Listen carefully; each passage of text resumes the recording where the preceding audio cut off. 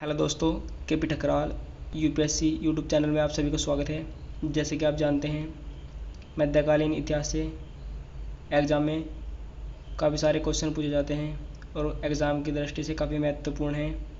तो आज हम मध्यकालीन से आपको मुगल वंश के बारे में जानकारी देंगे। हर exam UP police, Delhi police, railway, काफ़ी एग्ज़ाम के लिए काफ़ी महत्वपूर्ण है। तो आइए पढ़ते हैं जल्द से जल्द मुगल वंश। ठीक है, अगर मैं बात करूँ मुगल वंश की, ठीक है भाई, अगर मैं बात करूँ मुगल वंश की, मुगल शब्द लैटिन भाषा के मोंग शब्द से मिलकर बना है। ठीक है, मुगल शब्द किस शब्द से बना? लैटिन भाषा के मोंग शब्द से मिलकर बना है। इसका मुगल का अर्थ है, इसका शाब्दिक अर्थ है बहादुर। ठीक है भाई, मोंग शब्द से मिलकर क्या बना? मुगल शब्द, जिसका मुगल का अर्थ क्या है? शाब्दिक अर्थ क्या है? बहादुर। अगर मैं बात करूँ भारत में, ठीक है भाई, भारत में मुगल वंश का संस्थापक किसे माना जाता है? बाबर को। ठीक है भाई, एग्जाम में काफ़ी बार क्वेश्चन पूछा गया है कि भारत में मुगल शासक का संस्थापक किसे माना जाता है? बाबर को। अब एक बात और पूछ जाती है कि पिता की ओर से, ठीक है, चगताई वंश और माता की ओर से मंगोल वंश कहलाया। ठीक है, पिता की ओर से कौन सा वंश कहलाया? चगताई वंश। और माता की ओर से कौन सा कहलाया? मंगोल वंश कहलाया। अब यहाँ पर देख लीजिए नोट में, लेकिन बाबर ने, ठीक है, लेकिन बाबर ने क्या करा? जो बाबर की आत्मकथा थी, ठीक है, उसमें क्या लिखा हुआ कि जो उसकी माँ का वंश है मंगोल, उसे मानने में क्या करा? जोर दिया। ठीक है, उसे मानने में जोर दिया, इसलिए क्या कहलाया? मुगल वंश कहलाया। उसके बाद क्या हुआ? बाबर का शासनकाल चला, बाबर का शासनकाल चला 1483 से 1530 तक। ठीक है भाई, 1483 से 1530 तक, ये भी एग्जाम में क्वेश्चन बनता है। ठीक है, अब हुआ क्या? 14 फरवरी 1483 में बाबर का जन्म कहाँ हुआ था? अंदीजन फरगना में। ठीक है भाई, अंदीजन फरगना में बाबर का जन्म हुआ था 14 फरवरी 1483 में, यानी कि वैलेंटाइन डे के दिन। ठीक है, माता कौन सी? माता कौन थी? कुतलुग निगार। और उमर शेख मिर्जा कौन थे? पिता। ठीक है, उमर शेख मिर्जा कौन थे? पिता। ठीक है, अगर मैं आपको बात बताऊं उपाधि की, तो उपाधि कौन सी थी? पातशाह की उपाधि धारण की थी और कलंदर की उपाधि। ठीक है भाई, पातशाह की उपाधि धारण की थी और कलंदर की उपाधि धारण की थी। अब मैं बता दूं आपको, बाबर के 4 पुत्र थे। ठीक है, बाबर के कितने पुत्र थे? 4 पुत्र थे। पहला था हुमायूं। ठीक है, जो बाबर का सबसे प्रिय पुत्र था कौन सा था? हुमायूं। एक है कामरान, दूसरा है अस्करी और एक है हिंदाल। ठीक है भाई, कामरान, अस्करी, हिंदाल। ठीक है, हुमायूं इनमें सबसे बड़ा था और सबसे प्रिय था। ठीक है, बाबर का सबसे प्रिय और सबसे बड़ा पुत्र कौन सा था? हुमायूं। अब हुमायूं की माता, यानी कि हुमायूं किससे पैदा हुआ था? हुमायूं हुआ था महाम सुल्ताना से। ठीक है भाई, कामरान और अस्करी हुआ था गुलरुख बेगम से। ठीक है भाई, और हिंदाल, हिंदाल हुआ था दिलदार आगमी से। ठीक है भाई, और एक क्वेश्चन और देख लिए, बाबर की दादी का नाम था दौलत एहसान बेगम। ठीक है, जो बाबर का राजनीतिक गुरु कहा जाता है, जिसे बाबर का राजनीतिक गुरु कहा जाता है, किसे? इसकी दादी थी दौलत एहसान बेगम। अब उसके बाद हुआ क्या? बाबर, ठीक है भाई, वेरी वेरी इंपॉर्टेंट क्वेश्चन है। बाबर बादशाह की उपाधि धारण करने वाला मुगल वंश का प्रथम शासक कौन था? बाबर। ठीक है, इसने क्या करा? 1504 ईस्वी में काबुल पर विजय प्राप्त करने के बाद क्या हुआ? ठीक है, तैमूरी परंपरा के विरुद्ध, यानी कि पहले क्या कहलाता? तैमूर, और किस क्या लगा था पीछे? मिर्जा लगा था। ठीक है, उसके बाद क्या? तैमूरी परंपरा के विरुद्ध क्या करा है? इससे पहले मैं मिर्जा लगाता था पीछे, अब इसको क्या करा? पातशाह की उपाधि धारण करनी है, यानी कि मिर्जा हटा दिया और पातशाह लगाना स्टार्ट कर दिया। ठीक है, अब कलंदर की उपाधि कैसे पड़ी? अब देख लो, जब पानीपत का युद्ध हुआ 1526 में, पानीपत का युद्ध जीतने के बाद बाबर ने, ठीक है, काबुल के प्रत्येक व्यक्ति को क्या करा? एक एक चांदी का सिक्का दिया, जिससे काबुल के प्रत्येक व्यक्ति ने से क्या कहा? कलंदर की उपाधि दे दी। ठीक है भाई, काबुल में, ठीक है, चांदी के सिक्कों का आ जाता शाहरुख। ठीक है भाई, काबुल में चांदी के सिक्कों का नाम दिया गया शाहरुख। अब बाबर की आत्मकथा, ठीक है, बाबर की आत्मकथा, ठीक है, बाबर की आत्मकथा किस भाषा में लिखी हुई? पहले तो बार ये क्वेश्चन यही पूछ लेगा कि बाबर की आत्मकथा किस भाषा में लिखी हुई है? किस भाषा में लिखी हुई है? तुर्की भाषा में लिखी हुई है। ठीक है, बाबर ने अपनी आत्मकथा, ठीक है, तुजुक ए बाबरी, क्या नाम है भाई? तुजुक ए बाबरी की रचना, तुजुक ए बाबरी की रचना, ठीक है, की। बाबर ने अपनी आत्मकथा तुझको के बाबरी की रचना की, ठीक है। इसे बाबरनामा, ठीक है, जो उसकी आत्मकथा क्या कहा जाता है, बाबरनामा या वाक़यात भी कहा जाता है, ठीक है, नाम से भी जाना जाता है। ये भी क्वेश्चन बनता है भाई, ठीक है। अब हुआ क्या, अकबर के समय में, ठीक है, फारसी भाषा में इसका अनुवाद पेंता खान ने किया था। अकबर के समय में तुर्की भाषा से फारसी भाषा में इसका अनुवाद किसने किया था, पेंता खान ने किया था। और फिर 1590 ईस्वी में अब्दुल रहीम खान ने इसका फारसी भाषा में क्या करता, अनुवाद किया था। ये भी क्वेश्चन बनता है। अब क्वेश्चन यहाँ से बनेगा कि बाबर नामा फारसी से अंग्रेजी भाषा में सर्वप्रथम लीडन अर्स्किन ने व एलिंगन ने 1826 में इसका अनुवाद किया था भाई, ठीक है।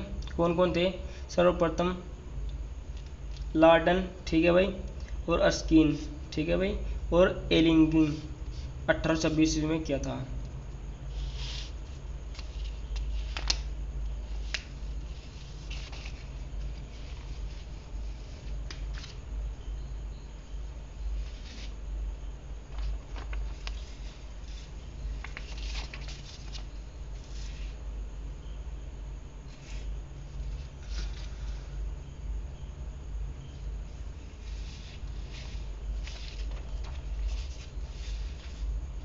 तो आइए पढ़ते हैं बाबर का प्रारंभिक जीवन, ठीक है भाई, बाबर का प्रारंभिक जीवन। तो देखते हैं, बाबर का पूरा नाम है, ठीक है, जहीरुद्दीन मोहम्मद बाबर। क्या है बाबर का पूरा नाम, जहीरुद्दीन मोहम्मद बाबर। बाबर पिता की ओर से तैमूर का 5वां वंशज, ठीक है भाई, याद कर लियो, ये भी काफ़ी इंपॉर्टेंट है, तैमूर का 5वां वंशज।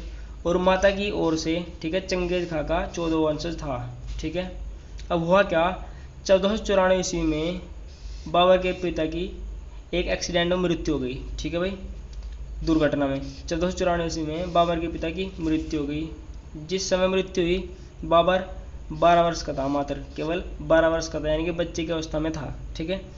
8 जून 1494 ईस्वी में फरगना की गद्दी पर बैठा, ठीक है। मैं आपको बता दूं, जिस समय बाबर 8 जून 1494 में फरगना की गद्दी पर बैठा, उस समय, ठीक है, उसे काफ़ी खतरा था, और सबसे ज़्यादा खतरा उसे अपने सगे संबंधियों से था, ठीक है।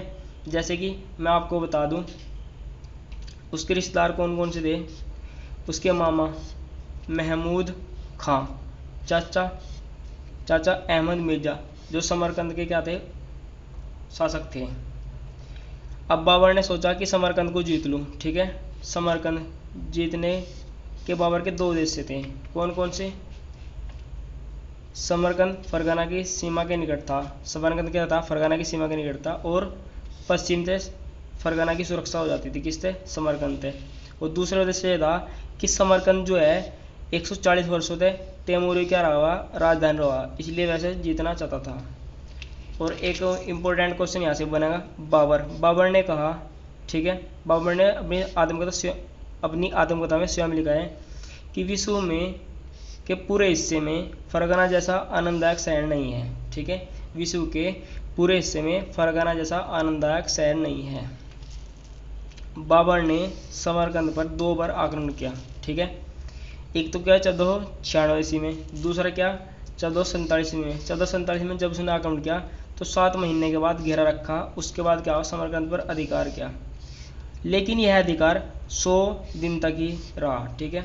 उसके बाद समरकंद से फरगना चला गया। फरगना में जाने के बाद क्या हुआ, फरगना में विरोध होगा, और जहांगीर मिर्जा को वहाँ का उत्तराधिकारी बना दिया गया, ठीक है भाई। फरगना का जहांगीर मिर्जा को उत्तराधिकारी बना गया। फिर